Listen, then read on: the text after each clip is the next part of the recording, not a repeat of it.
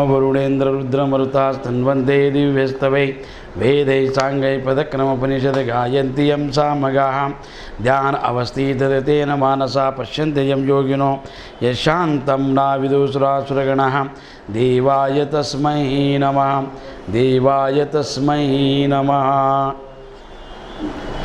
आरूढ़ ज्योति जगतगुरु सिद्धौर स्वामी जी को अभिवंदन करते हुए प्रातः स्मरणीय श्रद्धेय वंदे आदरणीय सदगुरु भीमाशंकर स्वामी जी को तत्स्वरूपी भगवतान सरस्वती महास्वामी जी को अभिवंदन करते हुए परमात्मा स्वरूप गण भगवद गीता में आज के विषय पंचमो अध्याय अर्जुन वाच। तो अर्जुन क्या प्रश्न कर रहे हैं कि तो गतः पहले का विषय जान लो। भगवान ने चौथा अध्याय में ज्ञान कर्म संन्यास योग बोला। हाँ, तो ज्ञान और कर्म, ज्ञान के बारे में बताए। ज्ञान का तात्पर्य क्या है कि स्वयं को जानना। ज्ञान दूसरे को ज्ञान है ना, स्वयं भोग ज्ञाता जो सबको जानता है, तो वो सबको जानने वाला फिर किसी में जानने में नहीं आता है, वो सबको जानता है, इसके लिए वो ज्ञाता है। ज्ञान सर्वश्रेष्ठ है, सर्वोपरि है और पवित्र है। और कर्म जो है ज्ञान में परिसमाप्त होते हैं। कर्म में अगर शेष रहेगा तो जन्म का कारण बनता है।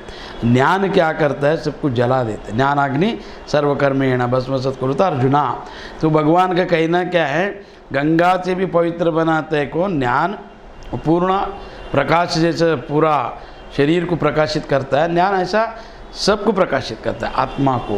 और ज्ञान जब अंतरंग में प्रवेश होने के बाद इसमें द्वैत भाव, बंधन, कर्म, ये छोटा भाव नहीं रहता है। इसके लिए ज्ञान सर्वश्रेष्ठ है, पवित्र है और उससे बड़ा कोई वस्तु नहीं है। और ज्ञानी यही आत्मा है, ज्ञान से भिन्न नहीं है। सत्यम ज्ञानम अनंतम ब्रह्म। ब्रह्म का लक्षण ही ज्ञान है, अलग नहीं।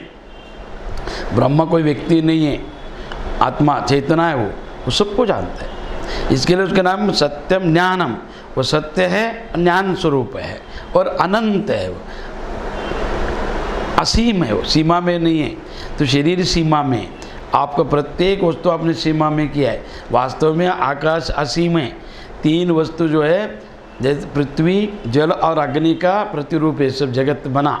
मगर ये किसमें व्यवहार करता है, तो वायु और आकाश में व्यवहार करता है। तो आकाश सर्वव्याप है, तो उससे भी व्याप है वो, तो कितना सूक्ष्म रहेगा। फिर अनंत का तात्पर्य है। अनंत बोलने से तो आकाश से गगन सदृशम, ऐसे श्लोक में बोला है। शांताकारं भुजगशयनं पद्मनाभं सुरेशम विश्वाधारं गगन सदृशम। तो वो कैसा है, तो गगन सदृश आकाश के समान। आकाश वो नहीं है, पर आकाश से वो जानता है, इसके लिए वो श्रेष्ठ है। आकाश जड़ है। आकाश सर्वव्याप होने के बाद भी, अनंत होने के बाद भी ज्ञान नहीं है उसमें। सत्यम ज्ञानम अनंतम, अनंत है पर उसमें ज्ञान नहीं है, इसके लिए वो जड़ है, स्वयं को नहीं जानता है। ये स्वयं से सबको जानता है, इसके लिए परब्रह्म है। सत्यम ज्ञानम अनंतम ब्रह्म। हाँ, ब्रह्म का लक्षण है ये। तो ब्रह्म का लक्षण भी नहीं रहना चाहिए कि वो लक्षणातीत है, उनको कौन लक्षण कर सकता है। और लक्षण रखने का अर्थ क्या है, जिसको देखा है तो मैं उसका लक्षण बना सकते हैं, उनको कौन देखा है। सर्वव्याप होने के कारण लक्षण से कैसा बांधा, तो लक्षण भी नहीं रखना चाहिए। तो ये समझाने के लिए आप दिया गया है, समझाने के लिए, कि बच्चे को समझाने के लिए एक वस्तु का निर्देश किया है। ऐसा लक्षण भी और वो सोच समझ को लक्षण को ऊपर था, ये सब वाद विवाद है कि सत्य क्या है, अनंत क्या है, ज्ञान क्या है, अखंड क्या है, अद्वैत क्या है। सब कुछ समझाने के बाद फिर द्वैत कैसा रहता है, अद्वैत कैसा रहता है, ये सब का विभाजन करने के बाद, भाग त्याग करने के बाद सबको जब खंडन मंडन करके जो बचता है वो पर ब्रह्म। तो शास्त्रों में इसके लिए भगवान क्या किए, यहाँ पर पहले ज्ञान को बता, ज्ञान और कर्म संन्यास। ज्ञान क्या है, तो सर्वोपरि सर्वश्रेष्ठ अनंत अखंड सत्यम ज्ञानम अनंत ब्रह्म सर्वम कल्विदम ब्रह्म।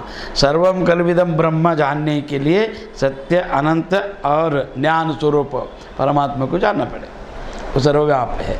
तो वो ज्ञान का परिकाष्ठा है, ज्ञान सर्वश्रेष्ठ है। और बाद में कर्म, कोई देव उपासना करता है, प्रत्येक का अलग अलग मनोवृत्ति है। कोई उपासना से, अर्चना से, कोई ध्यान से, कोई मंत्रों से, कोई यंत्रों से, तंत्रों से, तो उनका सब कर्मकांड बताए, वो है कर्म संन्यास योग। चौथा अध्याय। पंचमा अध्याय में अर्जुन क्या कर रहे हैं, पूछ रहे हैं कि भगवान आप है ना कोई तो एक बताओ, आपके डबल मीनिंग दो दो द्वैत भाव करना नहीं चाहिए। कभी बोलते ये श्रेष्ठ है, कभी वो, तो समझ में कैसा आएगा हमको। तो आप समझाने का पद्धति आपका ठीक है, आपने सब बताया, हमारे लिए क्या योग्य है। तो गुरु क्या करता है, सब कुछ बताता है। शिष्य का बुद्धि उतना नहीं ना समझने के जैसा। वो बोलेगा अरे कभी ये बोलते कभी वो बोलते हैं, मतलब ये छुपा के वो बोला, वो छुपा के वो बोला, ऐसा उनको लगता है कि द्वैत भाव रहता है, द्वैत भाव रहता है, संशय भाव रहता है। तो उसके लिए उनमें सहज वो आएगा वृत्ति, है ना। तो प्रश्न क्या करते हैं उसके ऊपर। अर्जुनवाच संन्यासं कर्मणं कृष्ण पुनर्योगं च शाससि यस्त्येयेतरेकं तन्मय ब्रूहि सुनिश्चिताम्। अर्जुन बोले कृष्ण ने कर्षणात् इति कृष्ण। तो जो प्रकर्षण करता आकर्षण, उसका नाम है कृष्णा। और उनके नाम हरि जो शब्द ये सबसे श्रेष्ठ है, शास्त्र वेदों में हरि बोला उनको, बाद में विष्णु, फिर उनका फिर सब आया है हरि। तो कोई वेद पाठ करते हैं श्री हरि ओम करके करता है, तो हरि का अर्थ क्या, नाश करते, पाप का नाश करने वाले को हरि। तो ये कृष्णा आप कर्मों के संन्यास के और फिर कर्म योग की प्रशंसा करते हैं। कृष्णा आप है ना पहला कर्म संन्यास बोला, आप कर्म योग बोल रहे। तो कर्म संन्यास और कर्म योग में व्यत्यास का, इसीलिए इन दोनों में जो एक मेरे लिए भली बात निश्चित कल्याणकारक साधना उसको कहिए। तो आप है ना इस दोनों में के कर्म संन्यास के कर्म योग, योग यानी जुड़ना करना, है ना। संन्यास यानी त्यागना छोड़ना निवृत्त होना। संन्यास सम्यक इति न्यास संन्यास। संन्यास का अर्थ कोई ये नहीं है, तो वो एक विधि है कि जैसा शरीर को देखो, जन्म है कि जन्म और मरण दो ही जानते हैं शरीर, ये जितना भी संस्कार है आपने दिया है, और ये दो ये जनन और मरण उसका धर्म है, उससे परे उसको कुछ मालूम नहीं है। जड़ देख और मन का धर्म है आसाना रुलाना, प्राण का धर्म है खाना पीना, नहीं तो प्राण नहीं चलेगा, नहीं चलता है। तो ये उसका धर्म है। तो यहाँ पर कहने के तात्पर्य क्या है अर्जुन को कि आप कोई तो एक बताओ कर्म संन्यास के कर्म योग। तो संन्यास ने क्या है, सम्यक इति न्यास सन्यासी, एक शासन बनाता है, और उस शासन के अनुसार धर्म में जो शासन बनाया तो उनको कोई बंधन नहीं रखने के लिए एक नियम बनाया गया। तो नियम के अनुसार उनको आचरण करके धर्म का प्रचार प्रसार करने का अधिकार प्राप्त करता है, और वो पहला निस्वार्थ होता है, और उसके आगे पीछे कोई नहीं रहने का, वो संन्यास सम्यक इति न्यास। और अभी ठीक बनने दो। सम्यक न्यास का अर्थ क्या है कि तो नियम से जानकर, जो जाना है विषय को, कल बताया ना, तद विधि प्रणिपाते न परिप्रश्न सेवया उपदेशन्ति ज्ञानी ज्ञानी तब तत्वदर्शिनी। तो वैसा ज्ञानी जो जाना है उसके पास जाकर नमस्कार करके प्राप्त करो। तो हमें जाके वह मैं प्राप्त करने वाला है, फिर आप संन्यास बोले और कर्मयोग दोनों में कौन सा विषय अच्छा है, किसको मैं प्राप्त करूं उसे कहिए। तो भगवान वाच संन्यास कर्म योगश्च निःश्रेयसा करा विभो तायत्तोस्तु कर्म संन्यासत्कर्म योगो विशिष्यते है। भगवान बोले कर्म संन्यास और कर्म योग ये दोनों ही परम कल्याण करने वाले हैं। तुम कर्म संन्यास बनो या कर्म योगी बनो, दोनों भी कल्याण करने वाले, परंतु दोनों में भी कर्म संन्यास कर्म योग साधना में सुगम होने से श्रेष्ठ है। कर्म संन्यास कर्म योग से भी श्रेष्ठ है। क्यों है? क्यों त्यागना है, उसमें कोई इच्छा ही नहीं है, कौन करेगा? इच्छा जिसको रहेगा उसी को मार सकते हैं, उसी को जीत सकते हैं, उसी को बांध सकते हैं, उसी को कर ही सकते हैं। इच्छा नहीं तो क्या करेगा उसको, कुछ नहीं कर सकते। तो इसके लिए वो श्रेष्ठ करे कर्म संन्यास। तो उसको तुम कर्मयोग से साधना सुगम होने से, और वो सुगम भी है सुलभ भी है श्रेष्ठ है। ये दो, एक देखो, एक प्रिय एक श्रेया। प्रिय वस्तु क्या है, मतलब प्राप्त चाहिए। श्रेय ने मोक्ष, कुछ भी नहीं चाहिए। श्रेय ने श्रेष्ठता वर्चस्व ज्ञान, वो श्रेय है। यशस्वी भव श्रेयस्वी भव ऐसा बोलते हैं। श्रेयस का अर्थ क्या है, वो सबको जोड़ के ज्ञान प्राप्त करे। और प्रियस क्या है, मतलब चाहना, प्रिया, प्रिय मतलब चाहना, प्रीति, प्रीति मोद प्रमोद तीन है, प्रीति प्रमोद और विमोद, ऐसे तीन आते हैं। तो इसमें जो मोद प्रमोद है तो जब दिखता है उसके बाद में प्रमोद होता है, उसको चाहत रखता है, इच्छा। तो इसमें श्रेष्ठ क्या है? श्रेय, प्रिय नहीं। प्रिय क्या है? बांधता है, क्षणिक सुख है और बांधने वाला विषय है। तो इसके लिए श्रेयस को ही प्राप्त करने का, तो श्रेयस से पूछना चाहिए शिष्य, तो वो श्रेष्ठ है। श्रेयान न्येया स नित्या संन्यासी होना द्वेषेन कांक्षति निर्द्वंद्वे महाभाव सुखम बंधत्व प्रमुच्यते। या अर्जुन, जो पुरुष ना किसी से द्वेष करता है और ना किसी का आकांक्षा करता है, द्वेष कभी आता है तो राग रहेगा, तो राग यानी प्रेम, आकांक्षा, और जो जिसको चाहते हैं वही द्वेष दिखाते हैं। चाहना क्या है पता है? मालूम है? मोह है, वो एक काम मोह, उसमें बन जाते हैं, वो मोहित कर देते हैं उसे। तो मोह में क्या करते हैं? उसको सब कुछ अच्छा लगता है, उसको बुरा। जब वो विषय नहीं मिला या वो उसको कुछ बाधा आया तो द्वेष करने लगता है। ये चाहत ही सबका द्वेष का कारण है। किसी से द्वेष करता और ना किसी की आकांक्षा करता है, ना वो राग ना द्वेष, आकांक्षा ना चाहत है ना द्वेष है। वह कर्मयोगी सदा सन्यासी ही समझना योग्य है, और उसी को सन्यास बोले। और सन्यास यानी पलायनवादी नहीं, सन्यास का अर्थ क्या? मन से। देखो, चार दीवार में औरत बाल बच्चे है तो उसको गृहस्थ बोलते हैं, है ना। विद्यार्थी चार दीवार में, उसको सन्यास, ये क्या बोलते हैं? ब्रह्मचारी लोग बोलते हैं। हाँ, और चार दीवार अगर मंदिर शिखर बने देवता है तो उसको मंदिर बोलते हैं, और वही गुरु शिष्य है तो मठ बोलते हैं, कुछ भी नहीं। तो संन्यास का अर्थ क्या है? मन से। सम्यक न्यास इति, सम्यक समत्वा बुद्धि, समत्व भाव जिसमें आता है वो राग द्वेष रहित होता है, और उसमें कोई आकांक्षा नहीं रहती, लोभ नहीं रहते। बस जो भी करना है जैसा है वैसा है, उसी में संतुष्ट है। जो नहीं है उसका आकांक्षा नहीं करते, चाहत नहीं करते, ये समझो। है वो अभी जो कर्म किया है उसका फल जो भी मिलेगा, और उसने प्रारब्ध में अगर गत जन्म में पुण्य किया तो अभी सुख सुविधा मिलेगा। नहीं मिला तो क्या है? इसमें वस्तु से जी रहा है, वस्तु के लिए जी रहा है नहीं, तो आकांक्षा नहीं रहते उसे। जो मिला उसमें संतुष्टि, नहीं मिला उसका आकांक्षा नहीं, महत्वाकांक्षा नहीं रखते। तो वो संन्यास मन से। तो जो त्यागता है उसको समझना चाहिए योग्य है, क्योंकि राग द्वेष द्वंद्व से रहित, राग और द्वेष से ही ये दोनों द्वंद्व है, राग और द्वेष रहित पुरुष सुखपूर्वक संसार बंधन से मुक्त हो जाता है। राग द्वेष दोनों भी नहीं रहना चाहिए, वो बन जाते हैं। जैसा एक नाटक में, अभी देखो कृष्ण का कोई नाटक कर रहे, कृष्णाष्टमी आया तो उसमें कृष्ण बनेगा कोई, और कोई उनका मामा कंस बनेगा, तो दोनों उसको मार रहे कृष्णा, तो मारते उसको खुशी बनने वाला है, उसको मालूम में एक्टिंग कर रहे। तो कृष्णा को मारा करके खुशी ने, मारा करके दुख नहीं, दोनों को भी, और देखने वाला को भी ये सब नहीं रहने का। वो पात्र को नहीं है, तुम क्यों लिया है? तुम्हारे में क्यों आया वो सब? तो तुम आरोपित करके ले रहे।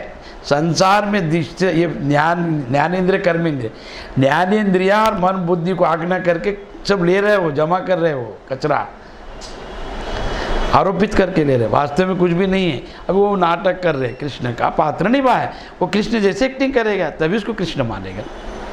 और उसको पता है मैं कृष्ण नहीं हूँ, मुझे करना है, वो प्रसन्न भाव से कर रहे हैं। उसको मारे करके प्रसन्न ना है, नहीं वो मर गए करके उसको दुख को नहीं है। फिर देखने वाले को क्यों, साक्षी को। जगत में सुख दुख ऐसा कुछ भी नहीं है, अपना लेने पे। अभी कोई प्रशंसा किया अच्छा लगे, निंदा किया तो बुरा लगता है, लिया मैंने, लिया तो बनेगा। तो द्वंद्व भाव, द्वंद्व राग द्वेष के कारण होते हैं प्रत्येक व्यक्ति, और दृश्य को देखते हैं और कुछ भी नहीं है। वास्तव में देखा गया आकाश जैसा सुखम दुखम दो है। कम यानी आकाश, कम कम कम बोले तो आकाश, संस्कृत में कम बोलता है, गगना कम। उसके देखो पहले क्या ले, सुकम सुख निकाल दो, दुख कम, दो निकाल दो, कम रहेगा। आकाश रहेगा, आकाश जैसे देखो, वायु, आकाश से छोड़ो, एक वायु, वायु जैसा बगीचे से गया तो उसके अंदर सुगंध आएगा, और कचरे के ऊपर से जाएगा तो दुर्गंध आएगा। पर ये दोनों गंध उसका नहीं है, वो उसके ऊपर से गया, आपने लिया, सुगंध और दुर्गंध का अनुभव अपने नाक को हुआ है, वायु को नहीं हुआ है। निर्लिप्त है वो, उसमें कुछ लेन देन नहीं है, निर्लिप्त है वो। आकाश में निर्लिप्त है, पंच महाभूत सबसे निर्लिप्त है। मेरे पंच महाभूत से बनाए वही है विकृति प्राणी। ये विकृति प्राणी सबको आरोप करके लेते, नहीं नहीं, वो सब आरोप करके लेते हैं। झंझट, इतना ड्रेस पहने, बहुरूपी बन गया है वो। फिर वो रूप निकालने के लिए कितना समय लगा पता नहीं, स्वरूप आने के लिए। ये बहुरूपी को स्वरूप प्राप्ति में कितना समय लगा पता नहीं। तो कृष्ण को मार रहे, कृष्ण मार रहे हैं किसको? उनका मामा को। तो कंस मर रहा है तो कंस रो रहा है क्या? तो बोलेगा नहीं, हो गया चलो। नाटक है। और देखने वाला दृश्य को दृष्टा, वो साक्षी, तो किसी में प्रसन्न रहते हैं, किसी को दुख लगता है। चरित्र सुनने वो भाव, अपमन और बुद्धि इंद्रियों को ज्ञानेंद्र कर्मेंद्र द्वारा उसको आकर्षित करता है, आकर्षित करके अपने अंदर आरोपित करते हैं। वास्तव में आत्मा में कोई नहीं है, और स्थूल शरीर में भी नहीं है। सूक्ष्म शरीर जो मन बुद्धि मेन, वो आरोपित राग द्वेष उत्पत्ति करते हैं। तो भगवान का कहना है कि अरे सुख दुख ये सब राग द्वेष के कारण है, द्वंद्व के कारण है। तो कर्म कर, कैसा? कर्म संन्यास, कर्म करने का, पर कैसा करने का? राग द्वेष रहित तो कर। वो कृष्णा पार्ट निभाया, वो राम है, वो बाद में बोलेगा मैं राम है, मैं कृष्ण नहीं था। वो कंस बोलेगा मैं श्याम है, मैं कंस नहीं था। बस हो गया, वापस स्टेज में शो कर रहे हैं उन लोग, बस हो गए उनके, हो गए वो पार्ट। और वो जब कर रहा है एक्टिंग, अभिनय, तो सच दिखाने के लिए अभिनय को सच मानना पड़ेगा। पर अभिनय को सच मानकर वो पात्र में प्राण लाकर एक्टिंग किया, उसको सम्मान मिलेगा, है ना। वो झूठ को सच दिखा रहे, बराबर, झूठ है ना सच दिखा रहे। ऐसे जगत भी झूठ है सच दिख रहे। तो ये सच माना है तुमने, और तुम एक्टिंग नहीं माना है इसको। तुम अगर जीवन को अभिनय बना दिया, तो कृष्ण ने क्या क्या अभिनय किया है? किसी को नहीं माना, सब दूर रखा। हाँ सब है, बस उनके गुरु जब वेदांत सिखाया, ये सबसे अलग है। बस कभी जी गुरु का गुरु आया जीवन में, एक बार सुन लिया, प्राप्त किया, बस वो कृष्ण। इतना प्रकार बुद्धि निष्ठा से सेवा करके प्राप्त किया। अद्वैत सिद्धांत को समझा उन्होंने। अब प्रत्येक वस्तु को उनके पीछे एक रहस्य रहता था, किसी को बताता नहीं। बहुत लोग उनको गाली दिया। अभी कोई बहन को भगाते क्या? अच्छा, रुक्मिणी को भगा के लाया भगवान है, तो सब कैसा लगता है लीला सुनने के टाइम? वो निर्वस्त्र सबको वस्त्र बांध के लिए कैसा लगेगा? और उसके पीछे का अर्थ नहीं जानते कोई, उनके मनोदशा भावना क्या था वो सब नहीं जानते। कृष्ण चरित्र बस वो बोलेंगे लीला, या कोई बोलो भक्त है तो लीला बोला, अभक्त है तो गाली दिया। ये दोनों को मालूम नहीं है लीला क्या है, उनको मालूम नहीं है। अरे ये अवतार नहीं बोलने वाले को भी मालूम नहीं। पहले जानो क्या है वेदांत।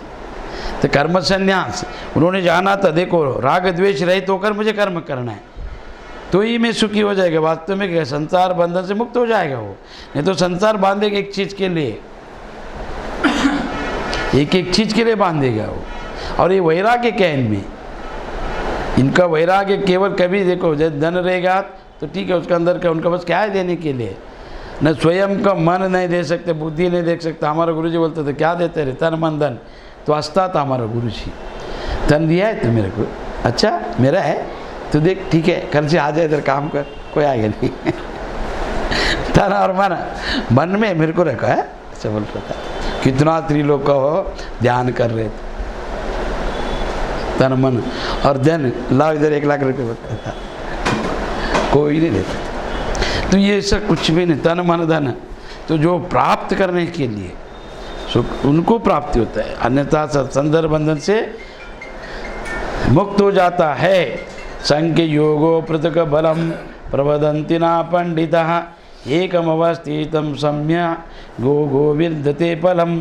तो उपयुक्त संन्यास और कर्म योग को मूर्ख लोग पृथक पृथक फल देने वाले कहते हैं। संन्यास और कर्म योग को मूर्ख लोग अलग अलग समझता है। तो इसमें क्या है, त्याग है, उसमें क्या है, जानकर करना है, वो भी एक त्यागी है, करता है, ना कि पंडित जन, क्योंकि दोनों में एक में भी सम्यक प्रकार से स्थित पुरुष दोनों ही फल रूप परमात्मा की प्राप्ति होता है। तो ये दोनों से भी प्राप्त कर सकते, कर्म योग करो या कर्म संन्यास करो, दोनों से भी फल प्राप्त होता है। गृहस्थी को भी ईश्वर मिलेगा, संन्यास को भी मिले, सबको संन्यास बनना ऐसा नहीं है। फिर गृहस्थ जगत कैसे चलेगा, उनको कौन संभालेगा? तो उनको कैसा, कर्म योग से, और इनको कर्म संन्यास से। संन्यास क्या है, सुलभ मार्ग है, पर सबको त्यागने वाले के लिए। राग द्वेष अगर है तो उसको नहीं है। तो इसके लिए यशंगेत प्राप्त स्थान देवतेर्गम्यते है एकम संख्यम च योगम च यः पश्यति स पश्यति ही। ज्ञान योगी द्वारा जो परम धाम प्राप्त किया जाता है, तो परम धाम, ये परम धाम क्या है, ज्ञानी योग द्वारा। ज्ञान मतलब एकमेव द्वितीयम ब्रह्मा नैनानेन किंचिता, मैं अलग नहीं हूँ ईश्वर से, ईश्वरी मैं हूँ, उससे अलग कुछ भी नहीं है। और एकमेव द्वितीय, वो एक ही है, दो नहीं है।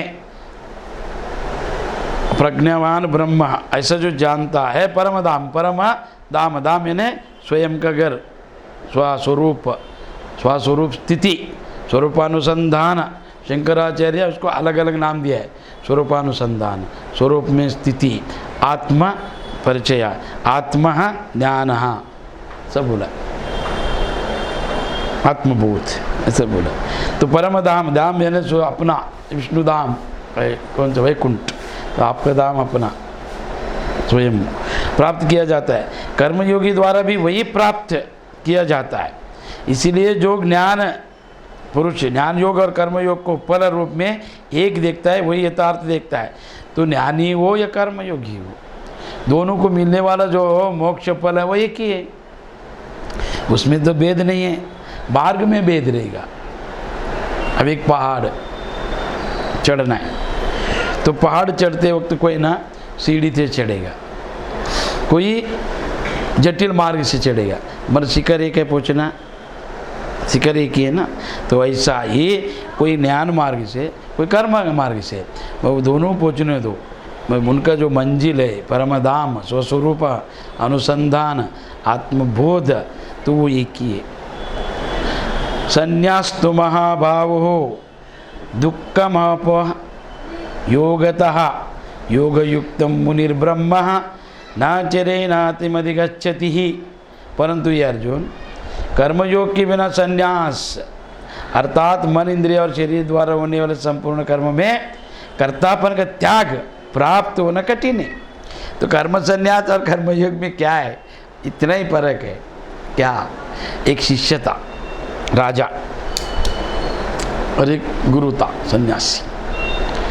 तो राजा को एक अभिमान था, मैं मेरा हमारा गुरु क्या जंगल में बैठे इधर आने का। तो उनको बुलाया, पाद पूजा करके बुलाया, पाद पूजा किया, सब महल में रखा, सुख सुविधा दिया। तो बोला एक अभी गुरु जाएगा कि नहीं, 1 महीना हो गया। तो भावना आया, तो गुरुजी ने जाना उसको लेके गए जंगल में चलते हुए। बोलो गुरुजी मेरे को है ना बहुत टाइम हो गया, मैं जाता है, अभी महल छोड़ के आया मैं। तो गुरुजी एक बात बोला, जो देख मैं ना छोड़ के आया, मैं याद नहीं रखा, मैं उसको छोड़ सकता, इतना समर्थ हूँ। तूने इधर तक महल के लाया, ये तेरे में मेरे में फर्क है। इस सन्यासियों में गृहस्थी में अंतर है। तो उनका अंदर है ना ये याचना नहीं रहते, मन इंद्रिया और शरीर द्वारा होने वाले संपूर्ण कर्मों का कर्तापन का त्याग वही कर सकता है। जिसमें कुछ भी भावना नहीं है, राग द्वेष नहीं है, फल का आकांक्षा नहीं है, वो संन्यास। और फल का आकांक्षा है तो कैसे कर सकते? इसके लिए ये थोड़ा श्रेष्ठ है, ये छोड़ सकते, वो छोड़ने के लिए विचार करेगा, विचार करेगा ना, जाने तो बोलेगा, ये नहीं छोड़ेगा। तो इसके लिए कठिन प्राप्त करना। और ये भगवत स्वरूप को क्यों वो सब छोड़ सकते हैं? देखो सोने का सिंहासन बना के बैठा है जगत गुरु लोग के पास, हर रूम में सोने का सिंहासन है, उन सिंहासन के ऊपर बैठते कभी छोड़ के जाएगा। उनको वो भावना नहीं है, शिष्यों ने बिठाया वर्चस्व के लिए, तो बांधा नहीं उनसे। तो ये भाव उनका इनका व्यत्यास है। वो दूसरा अब जो आया परंपरागत उसको देगा, अपना कोई ये नहीं है उसके। तो कर्तापन का त्याग प्राप्त कठिन है। तो ये कर्मयोग में और ये कर्म संन्यास में तो इतना ही इतने कठिन है। भगवत प्राप्ति स्वरूप को मानना, भगवत प्राप्त स्वरूप को मानना करने वाला कर्मयोगी परब्रह्म परमात्मा को शीघ्र ही प्राप्त हो जाता है।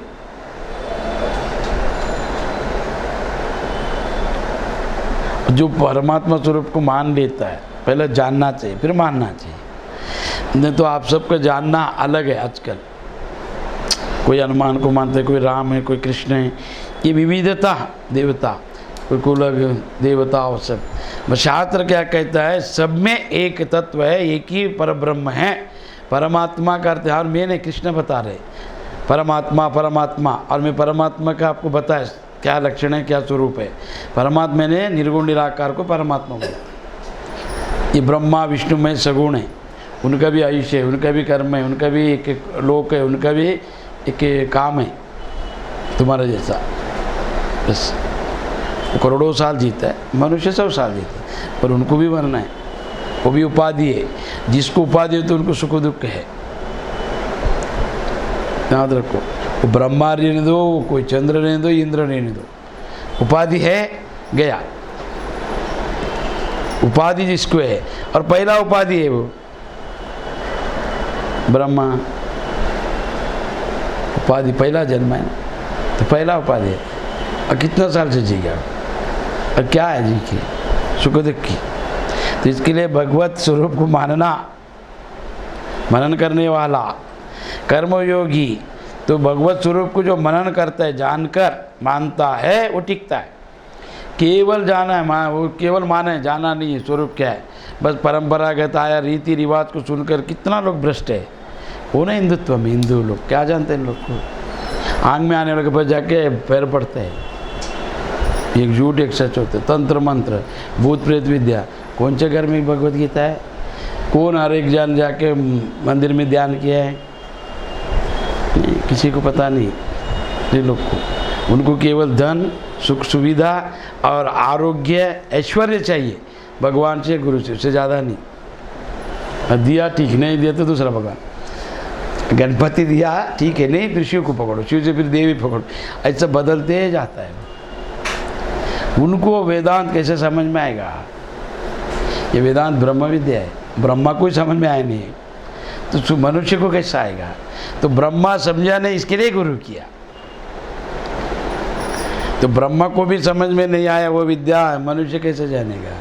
तो गुरु से ही जान सकते हैं। मगर गुरु कैसा? श्रोत्र ब्रह्मनिष्ठा, वैसा गुरु को जानने वाला। कोई रूप देखा है, कोई धन देखा है, कोई ऐश्वर्य देखा, पदवी देखा, उनको समझ में नहीं आएगा गुरु तत्व, रह जाएगा, छूट जाएगा उनसे।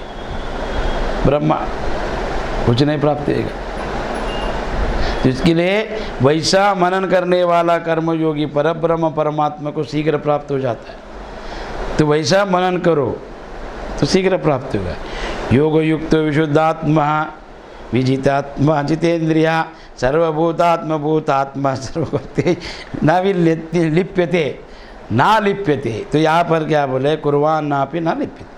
जिसका मन अपने वश में है, जो जितेंद्रिया और शुद्ध अंतकरण वाला, तो मन जिसका वश में हो और वो जितेंद्रिय होना चाहिए, इंद्रियों को जो जीता है, और विशुद्ध होना चाहिए। विशुद्ध शुद्धता में अंतर है। शुद्ध क्या है?